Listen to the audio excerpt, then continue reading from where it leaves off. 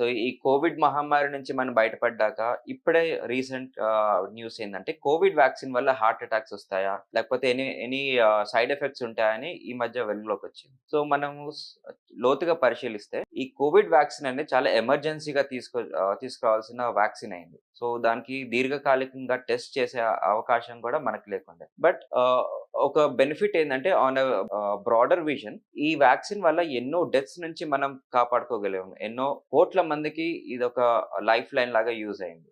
దీర్ఘకాలిక స్టడీస్ లేకపోవడంతోటి మనకి కొంతమందికి అంటే 10,00,000లో ఒక్కళ్ళకి హార్ట్ అటాక్ రావడం కొంచెం తరచుగా చూస్తుంటాం. సో, ఇది ఇన్సిడెన్స్ కూడా చాలా తక్కువని చెప్పుకోవచ్చు.